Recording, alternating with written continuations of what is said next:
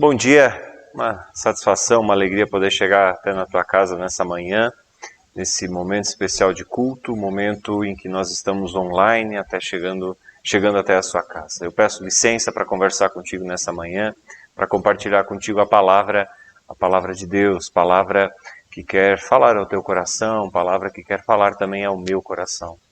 Deus tem certamente uma palavra que quer edificar a nossa vida nesse momento.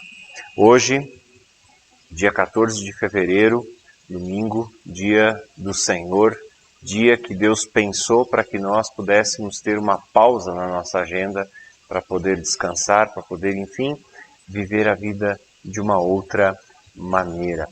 Deus nos saúda com a palavra de Efésios, capítulo 2, versículo 17, que nos diz assim: Jesus Cristo veio e anunciou a todos a boa notícia de paz, tanto a vocês que estavam longe de Deus, como aos que estavam perto dele.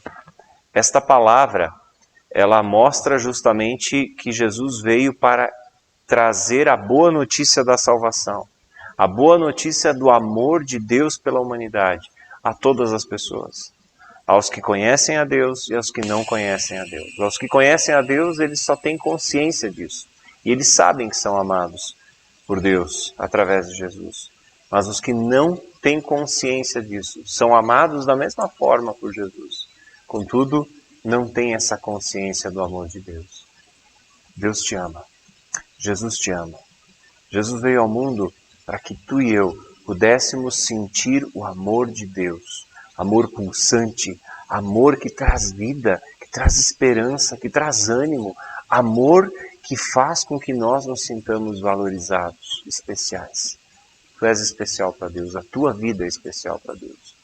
É tão especial a ponto de Jesus vir ao mundo, há muito tempo atrás, de maneira humana, na forma de um ser humano, sendo 100% Deus, 100% ser humano, ele veio para anunciar ao mundo perdido que Ele, Jesus, é a salvação, é a esperança, é o amor de Deus encarnado por cada um de nós. Por isso não interessa como tu estás nesse momento, não interessa como está a tua vida, não interessa como está a tua família, não interessa como tu estás te sentindo.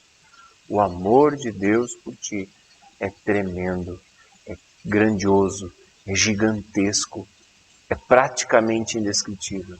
Deus te ama. Essa é a boa notícia. Deus te ama. Tu és valioso, tu és precioso, tu és especial. E é em nome desse Deus, Pai, Filho e Espírito Santo, que a gente chega até na tua casa nesse momento para compartilhar contigo a palavra de Deus. Te convido a uma palavra de oração. Senhor Deus, nós te louvamos, te bendizemos, te exaltamos, porque tu és o Deus de bondade, de misericórdia e de graça. Obrigado, Senhor, que tu veio ao mundo para que toda pessoa, independente de onde ela está, como ela está, quem ela é, o que ela faz, onde ela mora, independente de qualquer coisa, pudesse ouvir falar de um Deus que é amor, de um Deus que é bondade, de um Deus que é misericórdia. Senhor, obrigado por esse teu amor. Obrigado porque Jesus veio e veio por causa de nós. Veio por amor a nós.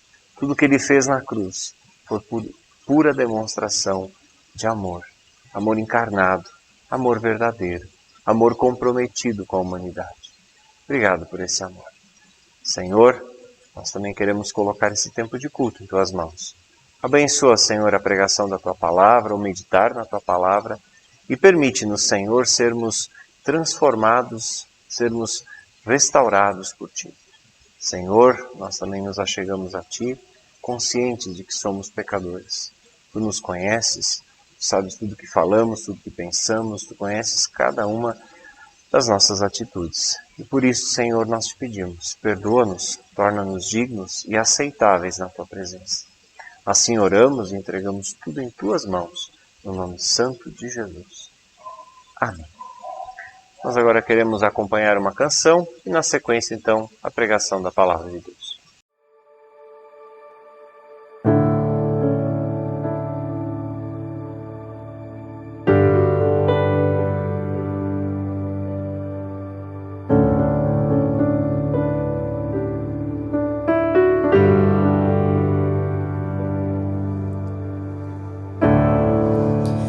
que tão abatida minha alma? Por que te inquietas dentro de mim? Te falta descansar.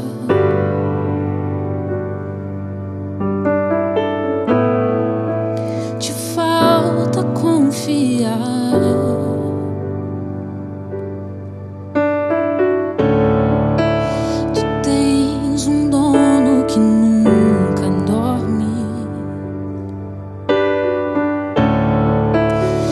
Tens um dono que não descansa, para que você possa descansar,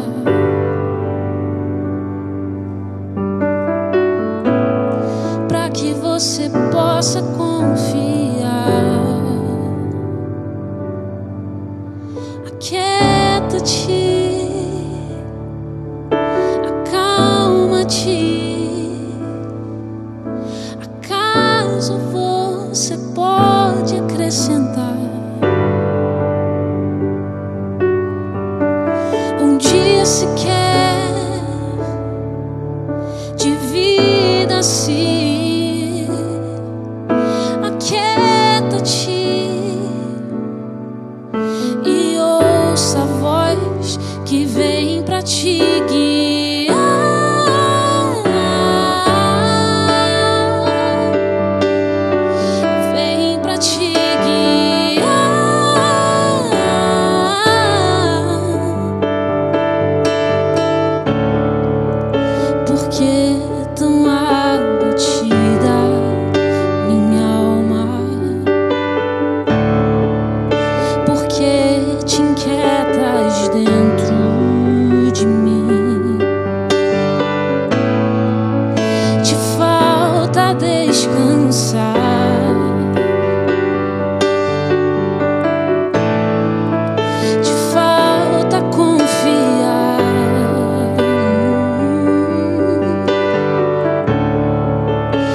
Tens um dono que nunca dorme.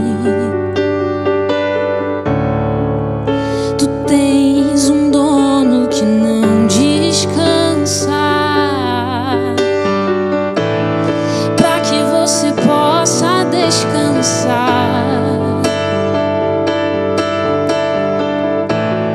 para que você possa confiar.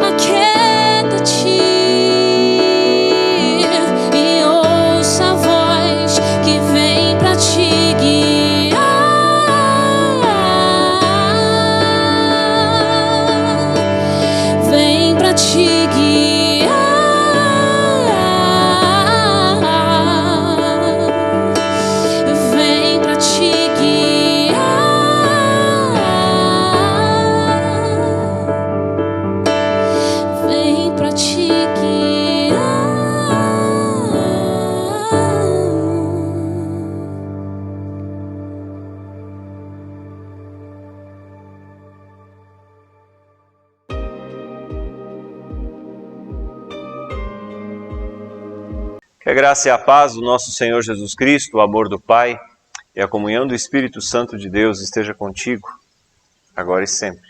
Amém.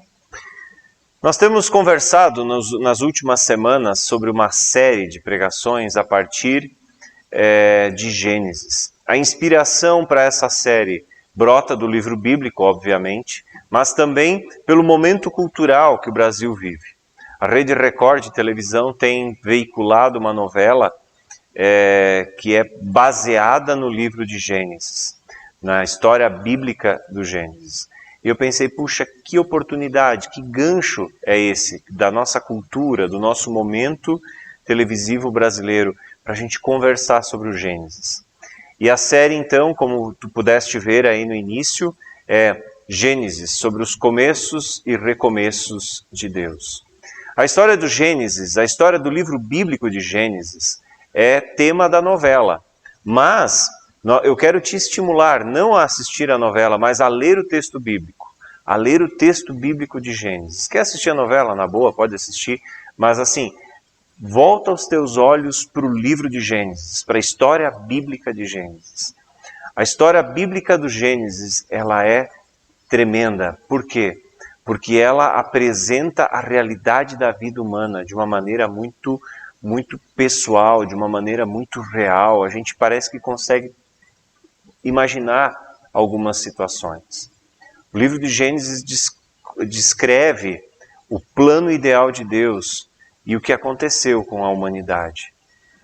O livro de Gênesis fala também de maneira muito pessoal, de maneira muito humana, quem nós somos e o que está acontecendo conosco.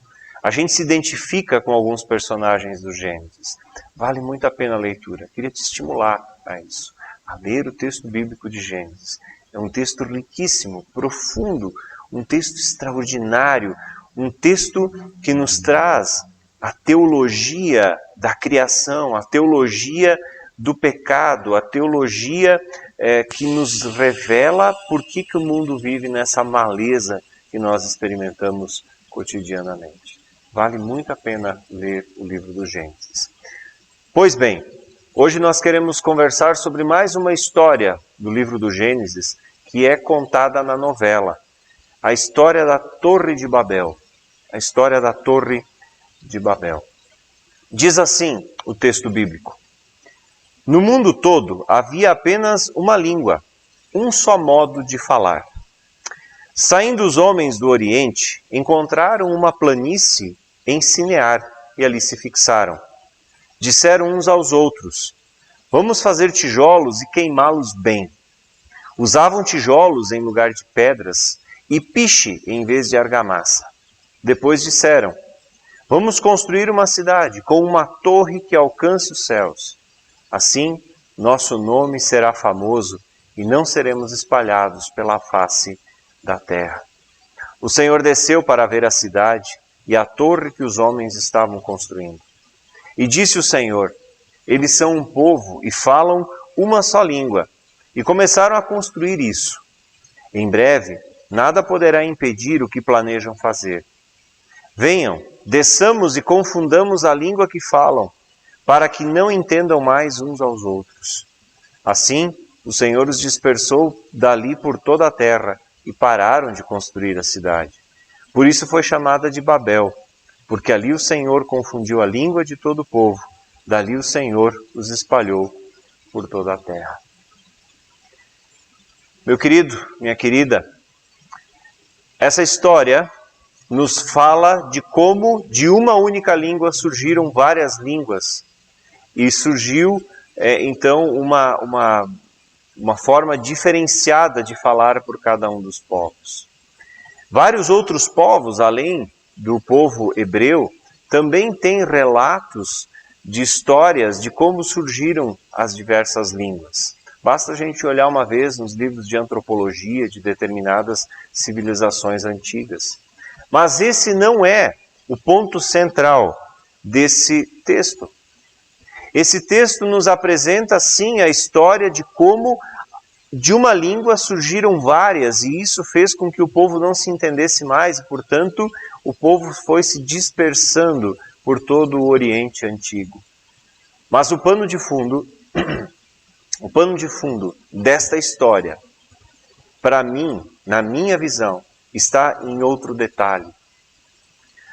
Essa história, ela não só relata como surgiram as mais diversas línguas, mas ela relata o que acontece com o ser humano quando ele se deixa tomar pela vaidade. O tema central desse texto, na minha visão, é o que acontece com o ser humano quando ele se deixa tomar pela vaidade.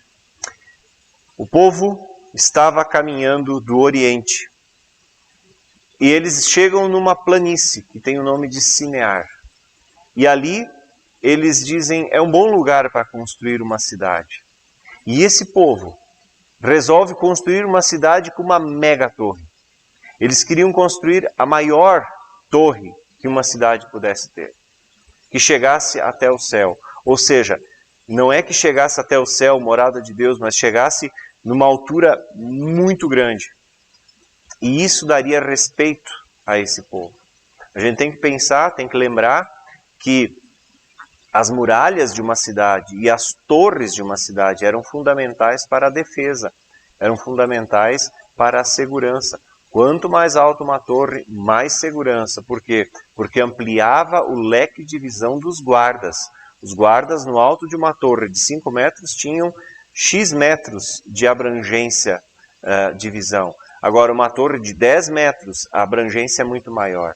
Então, eles queriam uma torre muito alta, para que os outros povos vissem a sua cidade fortificada e a sua torre e dissessem assim, esses não dá para invadir, esses não dá para invadir. A cidade que estava sendo construída deveria ser um sinal de poder, de glória, um sinal da vaidade do povo. Queridos, isso fica evidente quando, por exemplo, no versículo 4, o povo é conclamado a construir uma cidade, uma torre que alcance até os céus. E aí vem o detalhe que eu quero chamar a atenção. Assim, nosso nome será famoso e não seremos espalhados pela face da terra. O que estava em jogo aqui era a vaidade desse povo. Esse povo queria ser respeitado. Esse povo queria ser famoso. Esse povo queria ser exaltado. A vaidade do ser humano faz com que nós não aceitemos críticas, com que nós não aceitemos reprimendas. A vaidade humana é motivo de boa parte da confusão que a gente vive na nossa vida pessoal e na vida humana, em geral. Por exemplo, um funcionário vaidoso. Um funcionário vaidoso, ele vai ter muitos problemas. Porque quando o chefe chama ele e precisa chamar a atenção desse funcionário vaidoso, ele certamente não vai gostar disso. E é possível, inclusive, que ele diga, estou indo embora. Pessoas vaidosas têm um problema muito grande em aceitar qualquer tipo de crítica, qualquer tipo de sugestão. Nós somos vaidosos. O ser humano em geral é vaidoso.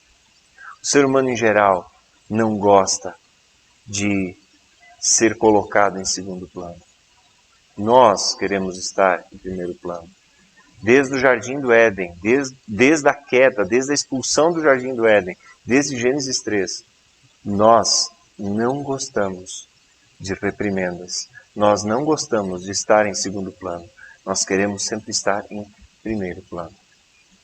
Queridos, a vaidade do ser humano é motivo de confusão. E aqui então eles estão construindo essa torre e Deus resolve fazer uma visita. Deus resolve fazer uma visita. E Deus diz, vejam só o que a vaidade está fazendo esse povo construir. Eles estão construindo uma cidade. E logo, logo, ninguém mais coloca limite neles. Então vamos fazer alguma coisa. Vamos entregá-los à própria sorte. E esse entregar à própria sorte é Deus permitindo com que as línguas sejam confundidas. Ao invés de uma única língua, esse povo começa a falar várias línguas. Figuradamente, existe uma analogia muito interessante aqui. A vaidade nos leva a falar várias línguas. Por exemplo, numa disputa entre irmãos. Eu estou certo. Não, eu estou certo. Não, eu estou certo. E fica nessa discussão toda, porque a vaidade me impede de baixar a guarda e ouvir o que está sendo dito, e quem sabe o que está sendo dito vai diametralmente em oposição ao que eu penso, e quem sabe o outro está certo e eu esteja errado. A vaidade humana, ela faz com que nós mergulhemos na confusão. A vaidade levou o povo que estava construindo Babel à ruína. A vaidade nos leva também à ruína nos dias de hoje. E a gente precisa olhar para esse texto bíblico e ver que a vaidade gerou confusão e trazer isso para a nossa realidade. A vaidade humana, que é fruto do pecado, fruto de Gênesis 3, onde o ser humano decididamente vira as costas para Deus, quando Deus diz, não mexam naquela árvore, não mexam naquele fruto. A vaidade passa a fazer parte da essência humana, passa a fazer parte do DNA humano. E essa vaidade tem sido motivo de muita dor e muito sofrimento. Pessoas que estão com seus casamentos à beira de uma separação, à beira de um divórcio, e que não admitem que pisaram na bola, porque isso feriria a sua vaidade. Pessoas que por vaidade também não se dignam a perdoar o seu próximo. Afinal, ele me machucou, o meu eu foi ferido. Isso é vaidade. Quando eu falo em vaidade, eu não estou falando da vaidade do cuidado com o corpo humano. Esse é um tipo de vaidade que não é tão prejudicial assim. Afinal de contas, somos bonitos, Deus deseja que nós cuidemos dessa beleza. Mas quando eu falo em vaidade, a partir de Gênesis 3, eu estou falando daquela vaidade nociva que gera confusão, que gera dor, que gera separação, que gera cada um para o seu canto. É isso que acontece aqui. A vaidade tomou conta do povo e Deus permite então com que essa vaidade resulte na separação. Vários povos falando várias línguas que já não se entendiam mais. A vaidade gera confusão. A vaidade gera comunicação truncada. A vaidade gera comunicação ineficiente. A vaidade gera comunicação deficitária. A vaidade destrói relacionamentos. A vaidade destrói a proximidade. A vaidade humana. A vaidade humana não é, como eu falei, o cuidado com o corpo apenas, mas é algo do meu eu. O meu eu é vaidoso. Eu não gosto que nada tire o meu brilho. Eu não gosto que nada ofusque a minha beleza. Eu não gosto, está me entendendo? A vaidade humana diz, tu és o centro do mundo, tu és o centro das atenções, tu és o mais importante, ninguém tem que te dizer nada. A vaidade humana é motivo das nossas confusões. Muitas vezes, numa situação de conflito conjugal, a vaidade faz com que o casal não se entenda, porque ninguém dá o braço a torcer, como a gente diz. Em relacionamentos, especialmente quando tem divisão de herança, que muitas vezes é um baita de um problema na vida das famílias, a vaidade faz com que irmãos fiquem brigados por anos e anos. A vaidade destrói a vida. A vaidade faz também com que eu, como pai, não queira ouvir o que meu filho tem a dizer, porque afinal o pai sou eu. Não é nenhum sinal de fraqueza, não é nenhum sinal de fragilidade, não é nenhum sinal de troca de papéis ouvir o que meu filho tem a dizer, ainda mais quando o meu filho é alguém que já é adulto, casado e que talvez tenha uma visão diferente da minha. Você está me entendendo? A vaidade destrói a vida. A vaidade distorce a imagem correta de quem nós somos. Queridos, quero dar um passo adiante.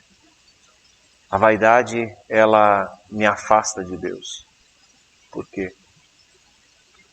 Porque a vaidade, ela não vai permitir com que Deus fale ao meu coração. E quando Deus fala ao coração do ser humano, Ele fala numa linguagem que me coloca numa situação de pecador e não de bom. De pecador e não de bom. Deus fala a nós, não para nos humilhar, mas para nos revelar quem nós somos. Só que a vaidade humana, muitas vezes, abafa a voz de Deus. Quando, por exemplo, a palavra diz que todos pecaram e destituídos estão da glória de Deus, carecem da glória de Deus. Todos, inclui tu, eu, inclui cada um de nós. Não, mas eu não sou tão pecador assim. Eu não sou tão pecador. Eu tenho minhas coisas boas. Eu sou um bom pai, eu sou um bom marido, eu sou honesto, eu pago minhas contas, eu sou um bom cidadão. Todos pecaram. Tu, eu, todos. Mas dizer que todos pecaram, sim, todos pecaram. Sabe, Deus quando fala a ti e a mim, Ele fala de alguma forma testando a nossa vaidade. Pessoas que nunca ouviram a voz de Deus e que não dão ouvidos à voz de Deus, muitas vezes não o dão, porque a voz de Deus vai afrontar a nossa vaidade. Nós não somos tão bons, nós não somos tão perfeitos, nós não somos assim tão corretos, nós somos falhos, nós precisamos da misericórdia de Deus. O meu chefe não é melhor do que eu. Eu não sou melhor do que o meu empregado. Eu não sou melhor do que ninguém. Eu sou humano. Sou falho. Sabe, a palavra de Deus, ela vai afrontar a nossa vaidade. E aí vem a questão, o que eu faço com isso?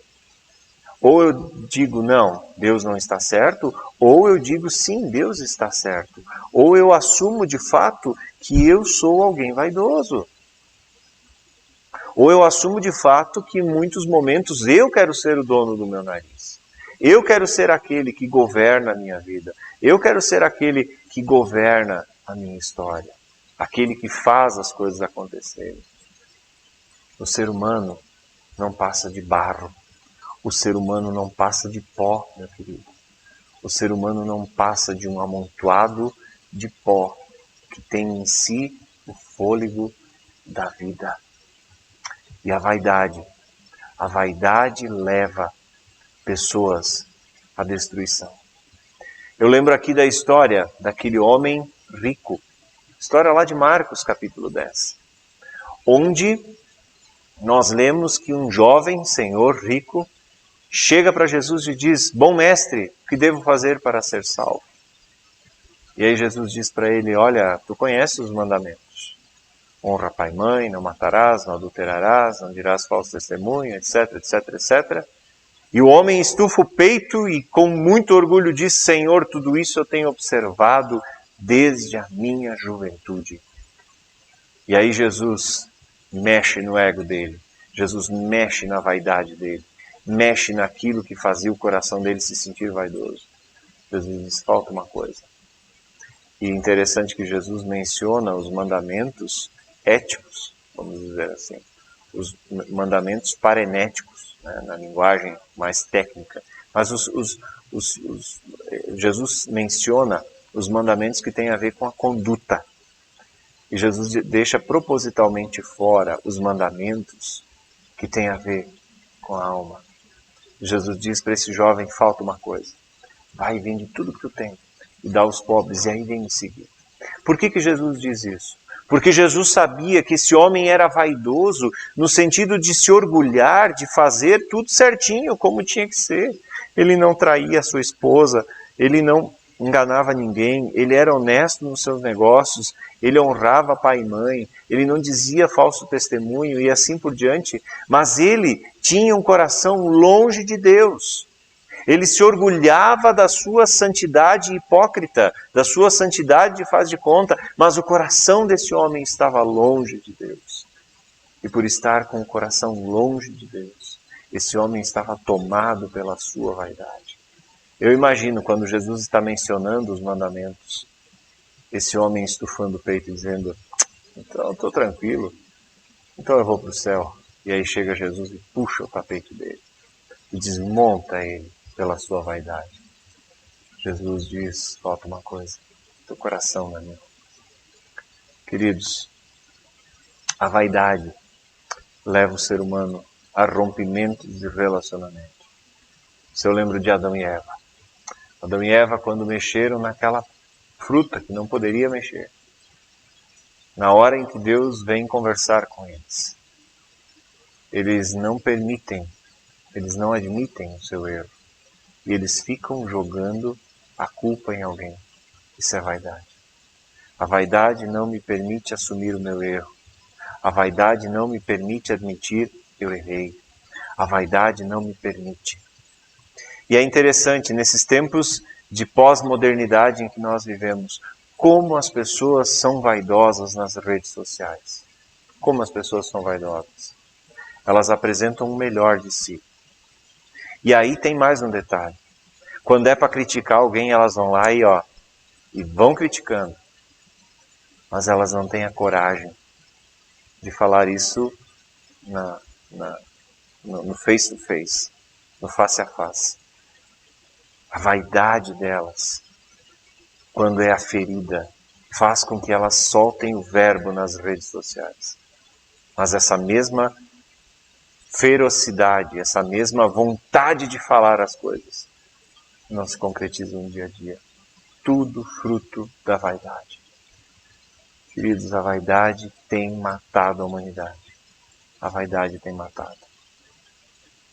Por qualquer coisinha, pessoas que tinham anos de relacionamento se afastam. Não, isso eu não posso admitir. Isso me feriu. Tá, mas tu nunca feriu ninguém? Tu nunca machucou ninguém? A vaidade gera confusão. A vaidade gera distância. A vaidade gera separação. A vaidade gera problemas em geral. Queridos, a história do Gênesis, da Torre de Babel, nos revela as consequências da vaidade humana. E nós precisamos ser muito sinceros e nos perguntar, será que também eu não estou sendo vaidoso em muitos momentos? Será que Deus não está tendo acesso ao meu coração porque a vaidade tem impedido Jesus de chegar no centro dos meus problemas? Será que a minha vida não muda nada, apesar de estar ouvindo a palavra de Deus o tempo todo?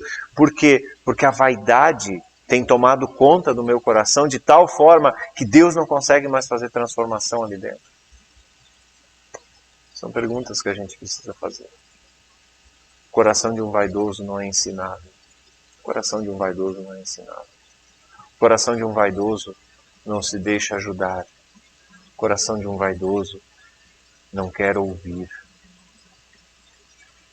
Uma situação do dia a dia, o marido está lá tentando fazer um concerto em casa e sua esposa está vendo o que ele está fazendo de errado e ela chega e oferece ajuda. Posso ajudar?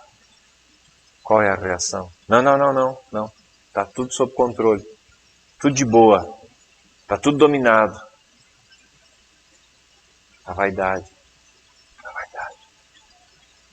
Os homens dirigindo quando se perdem, né? No tempo que não tinha o Waze, dirigir nas grandes cidades, o cara perdido, a esposa dizendo, quer que eu ajude? Não, está tudo sob controle, o cara perdido.